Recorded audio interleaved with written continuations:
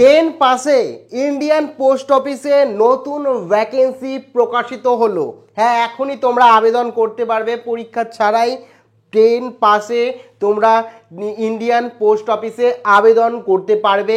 কারা এলিজিবল রয়েছে, কি কি ডকুমেন্টেশন রয়েছে, কিভাবে তোমরা আবেদন করতে পারবে, কত টাকা ফিজ লাগবে, সমস্তটা বিস্তারিত এক্সপ্লেন করব।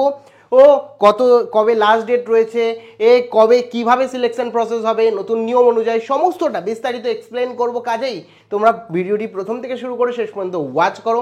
ভিডিওটি ভালো লাগলে অতি অবশ্যই একটি লাইক প্রদান করো। আমাদের পরিবারের সদস্য না হয়ে থাকলে সাবস্ক্রাইব বাটনে ক্লিক করে বেল আইকনে ক্লিক করে অল নোটিফিকেশানে ক্লিক করে আমাদের পরিবারের সদস্য হয়ে ওঠো। দেখো, এক এক করে পুরোটা এক্সপ্লেন করব এবং কিভাবে ফর্ম ফিল আপ করবে সেটাও A to Z দেখিয়ে দেবো। এখন আবেদন চলছে, এখন তোমরা আবেদন করতে পারো।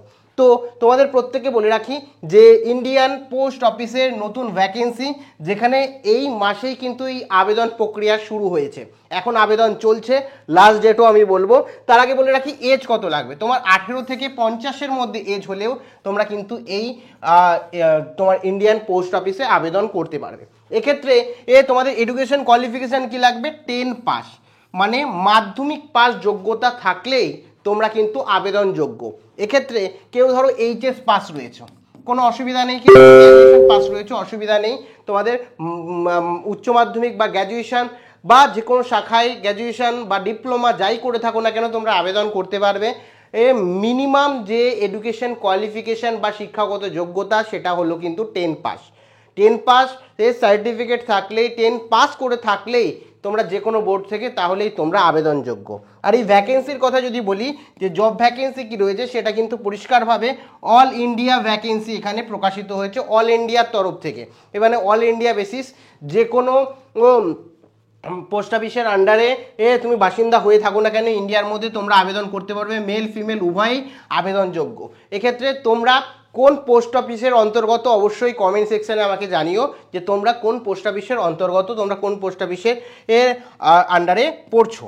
এবার এক্সামের কথা যদি বলি, কোনো রকম এক্সাম হবে না, কোনো রকম এক্সাম ছাড়াই তোমরা কিন্তু আবেদন করতে পারবে বা সিলেকশন তোমাদের হবে। এক্সাম হবে না, কোনো ফিজিক্যাল এক্সাম কিন্তু এখানে হবে না। তোমরা জানো পোস্ট অফিসে কোনো রকম এক্সাম হয় না। এবার এখানে বলে রাখি, এটা এখানে কিন্তু পরিষ্কারভাবে লাস্ট ডেট বলে দেওয়া আছে। লাস্ট ডেট কিন্তু এ মাসেই 22 তারিখ। 22 তারিখ কিন্তু তোমাদের লাস্ট ডেট, ঠিক আছে? 22 তারিখের মধ্যে তোমরা অ্যাপ্লাই কিন্তু করে নেবে। এবার আবেদন করতে গেলে কত টাকা ফি লাগবে? দেখো, আবেদন করতে গেলে তুমি যদি জেনারেল হও তোমার কোনো রকম টাকা লাগবে না, এসসি হলেও কোনো রকম টাকা লাগবে না, ওবিসি হলেও কোনো রকম লাগবে না।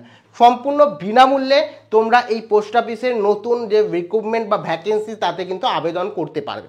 এক্ষেত্রে তোমাদের প্রত্যেকে বলে রাখি যে স্যালারি কত হবে? 25,000 অ্যাপ্রক্স কিন্তু তোমাদের হবে। আপ টু হবে, তার মানে তোমার আর ওখানে এরিয়া অনুযায়ী ডিপেন্ড করবে। এক্ষেত্রে তোমাদের বলে রাখি এটা কিন্তু জিডিএস ভ্যাকেন্সি না, ঠিক আছে? এটা জিডিএস ভ্যাকেন্সি না, তোমাদের এটা পোস্ট অফিসের থেকে অন্য এই ভ্যাকেন্সি বিমা সেক্টরে, ঠিক আছে? সেটা আমি পুরো ডিটেলসে এক্সপ্লেন করছি। তো তোমরা অনেকেই বলবে আচ্ছা এক্সাম তো হবে না, যেহেতু এক্সাম হবে না সেক্ষেত্রে পরীক্ষা ছাড়াই কিভাবে সিলেকশন হবে? দেখো, পরীক্ষা ছাড়াই এক হচ্ছে তোমার মার্কস রয়েছে, সেই মার্কস তো আইডেন্টিফাই করাই হবে মাধ্যমিকে তুমি কত নাম্বার পেয়েছো। দ্বিতীয় যেটা সিলেকশন প্রসেসের ক্ষেত্রে কাজে লাগবে সেটা হচ্ছে ওয়ার্ক ইন ইন্টারভিউ। তোমার একটা ইন্টারভিউ নেওয়া হবে, ঠিক আছে? যে ইন্টারভিউ নেওয়া হবে, লাস্ট ডেট বললাম 22 তারিখ এবং ইন্টারভিউ ডেট কিন্তু তোমাদের 25 তারিখ। ইন্টারভিউ ডেটও বলে দিলাম, এ মাসের 25 তারিখ কিন্তু তোমাদের ইন্টারভিউ ডেট রয়েছে, ঠিক আছে? 22 তারিখ হচ্ছে অ্যাপ্লিকেশন করার লাস্ট ডেট এবং ইন্টারভিউ তোমার হবে হচ্ছে 25 তারিখ, ঠিক আছে? এবার তোমাদের ব্যাপার হচ্ছে কিভাবে তোমরা ফর্ম ফিল আপ করবে। দেখো, হাউ টু অ্যাপ্লাই, কিভাবে অ্যাপ্লাই করবে। দেখো, এটা কিন্তু অফলাইনে না, এই অনলাইনে তোমরা অ্যাপ্লাই করতে পারবে না, ঠিক আছে? অনলাইন না, তোমরা অফলাইনে আবেদন করবে, ঠিক আছে?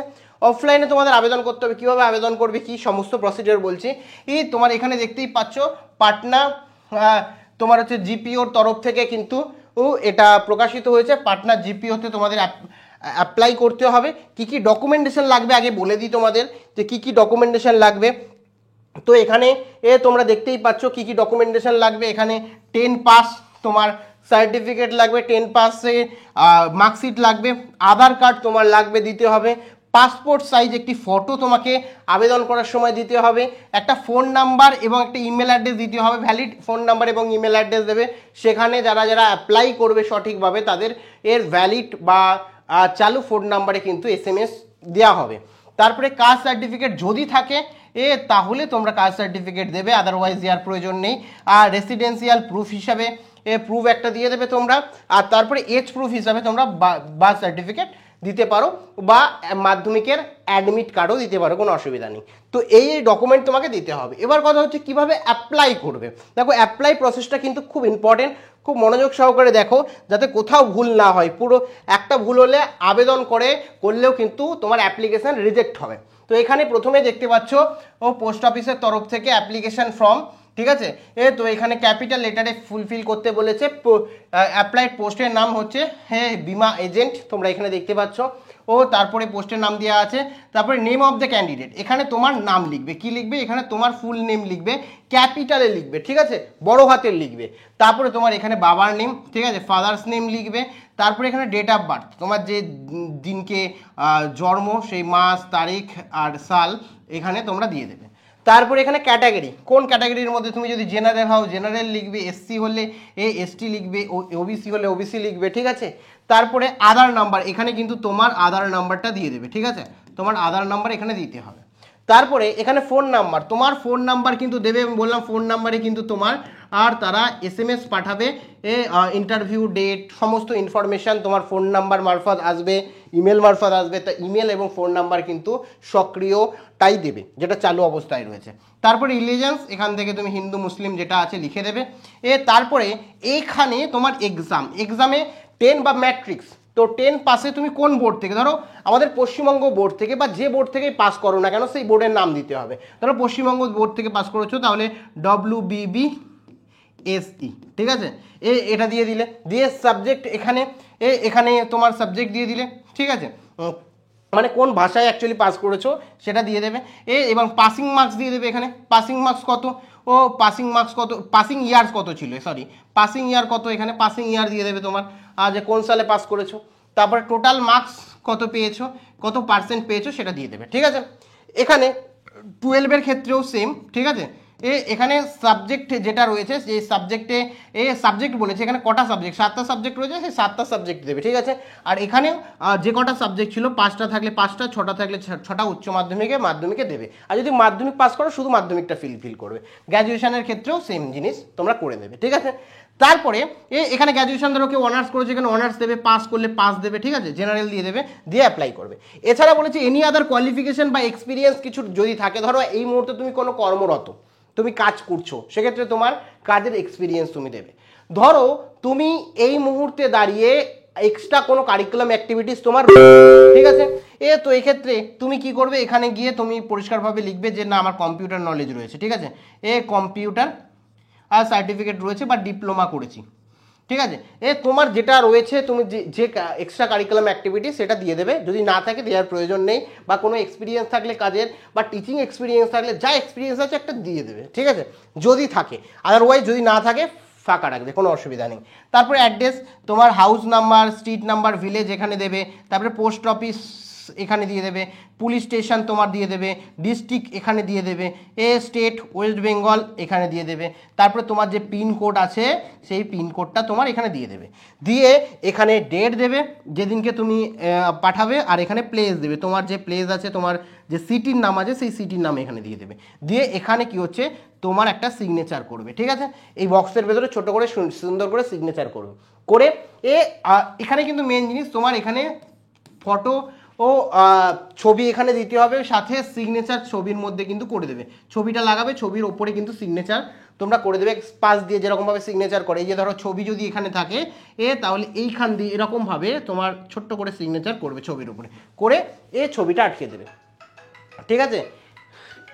ছবি এখানে আটকে দেবে। এবার ছবি যদি যেই আটকে দেওয়া হবে এবং ছবিটা যেই এখানে পুরোপুরি দিয়ে দেওয়া হবে, ছবিটা পুরোপুরি আটকে দেবে এবং সম্পূর্ণটা নির্ভুলভাবে তোমরা ফিল আপ করবে। ফিল আপ করে আমি যেটা বললাম যে কোথায় পাঠিয়ে দেবে, এই যে পাটনা GOP এই যে অ্যাড্রেস রয়েছে এই অ্যাড্রেসে কিন্তু তোমাদের পাঠিয়ে দিতে হবে। এবং এটা কিন্তু আমি যেটা বললাম যে তোমাদের কিন্তু এটা 22 তারিখের মধ্যেই পাঠিয়ে দিতে হবে এবং তোমাদের 25 তারিখে কিন্তু ইন্টারভিউ রয়েছে। তো সম্পূর্ণ প্রসিডিওর আমি তোমাদের বললাম। এটা জিডিএস এর ভ্যাকেন্সি না, এটা বলে দিলাম, পোস্ট এখানে দেখতেই পাচ্ছ। ও এটা পোস্ট অফিসের তরফ থেকেই ভ্যাকেন্সি রয়েছে, বিমা এজেন্টের ভ্যাকেন্সি।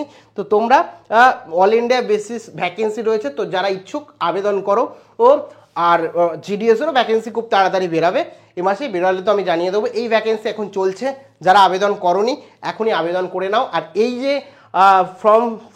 যে ফর্মটি রয়েছে, এই ফর্মটি আমাদের যে হোয়াটসঅ্যাপ চ্যানেল রয়েছে, হোয়াটসঅ্যাপ চ্যানেলে দিয়ে দেবো। হোয়াটসঅ্যাপ চ্যানেলের লিঙ্ক ডেসক্রিপশানে দেওয়া রয়েছে, ওখান থেকে সরাসরি গিয়ে তুমি কিন্তু এই পিডিএফটা ডাউনলোড করে নিয়ে তোমরা কিন্তু প্রিন্ট আউট করে নির্দিষ্ট যে পার্টনার পাঠিয়ে দিতে পারো নির্দিষ্ট অ্যাড্রেসটা। ঠিক আছে, কোনো রকম জিজ্ঞাসাবাদ থাকলে কমেন্ট সেকশানে কমেন্ট করে জানাতে পারো।